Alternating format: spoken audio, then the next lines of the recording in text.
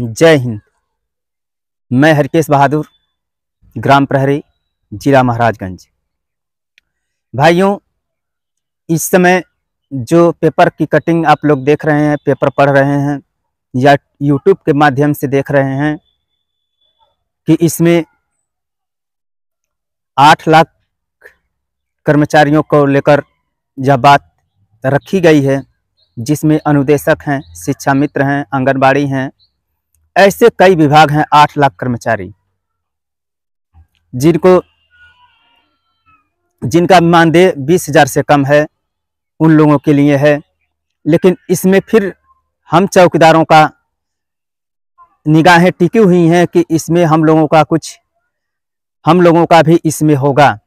लेकिन साथियों, आप लोगों से मैं बता देना चाहता हूं कि इस अफवाह में आप लोग ना पड़े, क्योंकि इस तरह से कई पेपर की कटिंग, कई यूट्यूब के माध्यम से हम लोगों के बीच में ये सब चीज़ें आती रही हैं, लेकिन हम लोगों को निराशा के अलावा और कुछ नहीं मिल पाता है।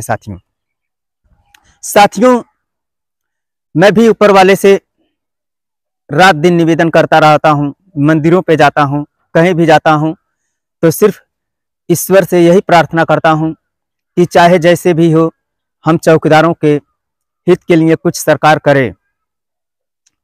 लेकिन ऐसा संभव नहीं हो पाता है।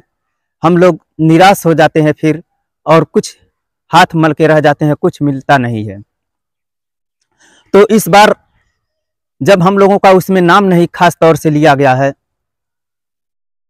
तो उस पे हम लोगों को विश्वास करने की कोई आवश्यकता नहीं है। भगवान करें ऐसा हो जाए कि हम लोगों को ग्राम प्रहरी के घर में खुशियां आए, हम लोगों के घर में 20,000 महीना, 18,000 महीना हम लोगों के घर में भी आए, ताकि हम लोगों के परिवार जो भी है, बाल बच्चे, सही ढंग से उनका पालन पोषण हो सके। लेकिन साथियों, खास करके हम लोग इन सभी चीज़ों पर देखकर, पेपर को देखकर हम लोग सोचते हैं कि इस बार हम लोगों का कुछ हो जाता है तो अच्छी बात है। अगर नहीं होता है तो जो हम लोगों को करना होगा वो तो हम लोग करेंगे ही। साथियों, ज़्यादा कुछ न कहते हुए मैं आप लोगों को बता देना चाहता हूं कि ऐसे पेपर की अफवाहें कई बार निकल के आती हैं, जिसमें हम लोगों का नाम नहीं रहता है, और हम लोग उस बजट को देखकर उम्मीद लगाए बैठे हैं कि इस समय हम लोगों को जरूर कुछ मिलेगा।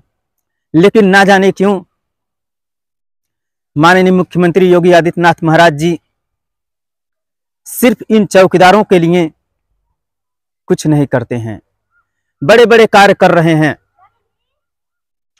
महाकुंभ का उन्होंने जो मेला लगाया, बहुत सदियों से लगा आ रहा है, और इस बार भव्य महाकुंभ का मेला लग रहा है। सरकार कार्य अच्छे कर रही है, सरकार की मैं सराहना करता हूं। सरकार, कोई भी सरकार हो, सरकार को अच्छा कार्य करना चाहिए। देश हित के लिए, अपने भारत माँ की मान सम्मान के लिए अच्छे कार्य कर रहे हैं हमारे, चाहे प्रधानमंत्री जी हों या मुख्यमंत्री जी हों। भारत के इकलौते ऐसे ही मुख्यमंत्री हैं माननीय मुख्यमंत्री योगी आदित्यनाथ महाराज जी, जो नंबर 1 पे मुख्यमंत्री यही माने जाते हैं। अन्य राज्यों की तुलना में देखा जाए तो कई राज्यों में ग्राम प्रहरी चौकीदार भाइयों की सैलरी 25,000, 30,000, कहीं पर 12,000, ऐसे कई राज्य हैं। मध्य प्रदेश हुआ, बिहार, झारखंड, हरियाणा, दिल्ली, महाराष्ट्र, कई ऐसे राज्य हैं जहां पे चौकीदारों की सैलरी अच्छी खासी है, जिससे उनका गुजर बसर सही तरीके से हो जाता है। क्या उन सरकारों से हमारी सरकार कमजोर है? क्या हमारे सरकार के पास धन नहीं है?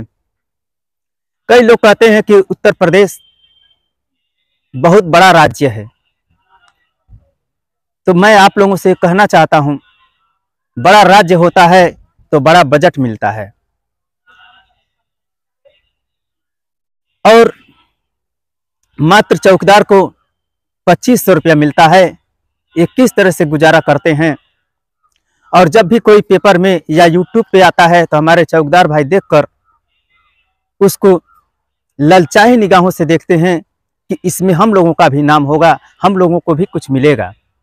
और कई यूट्यूब वालों के द्वारा, कई चैनल के माध्यम से बताया जाता है कि इसमें ग्राम प्रहरियों का भी है, रसोइयों का भी है, कई लोगों का है, लेकिन बड़े बड़े कर्मचारियों का सैलरी अच्छी खासी हो जाती है। मैं किसी का नाम नहीं ले रहा हूं स्पेशल, लेकिन एक असहाय गरीब चौकीदार जो 30 दिन की ड्यूटी करता है, 24 घंटे की ड्यूटी करता है, उसकी निगाहें गांव में टिकी रहती हैं। कहीं मेला हो, हटिया हो, हर जगह पे गली चौराहे पर चौकीदार हर गांव में तैनात रहते हैं। कहने के लिए इनको ग्रामीण पुलिस कहा जाता है, और ग्रामीण पुलिस हैं, लेकिन इतने अल्प वेतन में इन लोगों को ऐसे दबाया गया कि उभर कर ये सामने ना आ पाए, अपने हक और अधिकार को ना मांग सकें। इस तरह से दबाया गया इन ग्राम प्रहरी भाइयों को।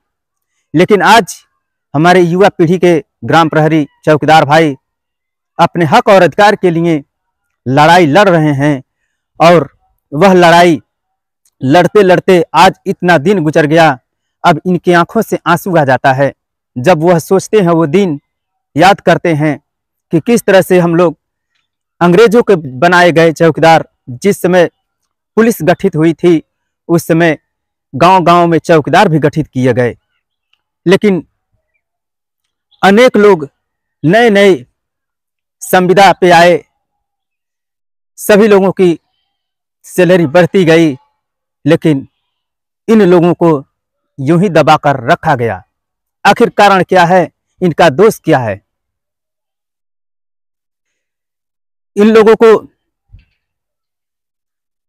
जो भी सुविधाएं सरकारी तौर पे मिलती हैं, अब ठंडी का मौसम आ गया, जगह जगह पे थानों थानों पर बड़े बड़े अधिकारियों के द्वारा सिर्फ वीडियो बनाने के लिए, जहां पे 100 चौकीदार हैं वहां पे 20-30 कंबल बांट दिए, और कंबल बांटकर वीडियो बनवा लेते हैं कि मैंने चौकीदारों को सम्मान दिया, मैं कंबल बांटा। ठीक है, आप कंबल बांटिए, लेकिन जहां पे 100 चौकीदार हैं वहां पर 50 कंबल बांटे, 60 कंबल बांटे, बाकी लोगों को ऐसे ही छोड़ दिया गया। कई जगहों पे मैं सुन रहा हूं कि चौकीदारों को साइकिल भी दी जा रही है, लेकिन हर जगह पे ऐसा क्यों नहीं हो पाता है। कई जगहों पे सुनने पे आ रहा है कि पुलिसकर्मी कुंभ मेले में लगा दिए गए हैं, उस जगह पे चौकीदारों को महीने में जो 2 बार बुलाया जाता था, अब उनको 8 बार 10 बार बुलाया जा रहा है। ठीक है, अच्छी बात है, 30 दिन बुलाइए, गांव की सूचना 30 दिन लीजिए, चौकीदार जरूर करेंगे, लेकिन इनके मानदेय की वृद्धि के बारे में आप लोग कभी भी, बड़े अधिकारी हमारे, चर्चा नहीं करते हैं कि 2500 रुपया में ये लोग अपना परिवार कैसे पालते होंगे। उन अधिकारियों को भी सोचने की आवश्यकता है, उन मंत्रियों को भी सोचने की आवश्यकता है जो जनता के बनाए गए मंत्री चुनकर सांसद भवन में, विधानसभा में बैठने का कार्य करते हैं। तो इन असहाय गरीबों को आप यूं रोड पर छोड़ देंगे कि इनके बच्चे कैसे पढ़ते होंगे, बच्चे कैसे, और इनका परिवार कहां से खाता होगा, कैसे पीता होगा, कि जो 2500 रुपया पाता होगा। ये सोचने की बात है। लेकिन फिलहाल हमारे ग्राम प्रहरी भाई जो मुकदमा किए, मुकदमा करके आज सुरक्षित रखवा दिया गया है। अब माननीय हाई कोर्ट का क्या आदेश आता है, अब इसी के इंतजार में हमारे ग्राम प्रहरी चौकीदार भाई उसी का इंतजार में लगे हैं। ईश्वर ने चाहा तो हाई कोर्ट का फैसला जो आए वह चौकीदारों के हक में ही आए, ताकि इनका खोया हुआ हक अधिकार, खोया हुआ सम्मान इनको मिल जाए और ये भी अपना सीना चौड़ा करके ये भी बताएं कि मैं भी एक ग्रामीण पुलिस हूँ, मेरा भी वजूद है, मेरा भी अस्तित्व है। तो साथियों, आप लोग किसी यूट्यूब के बहकावे में आप लोगों को आने की आवश्यकता नहीं है। आप लोग धैर्य बनाए रखें। आज नहीं तो कल जब बिगुल फूंक दी गई है तो युद्ध जरूर होगी, और युद्ध कैसी होगी ये आने वाला समय ही बताएगा। तब तक के लिए जय हिंद।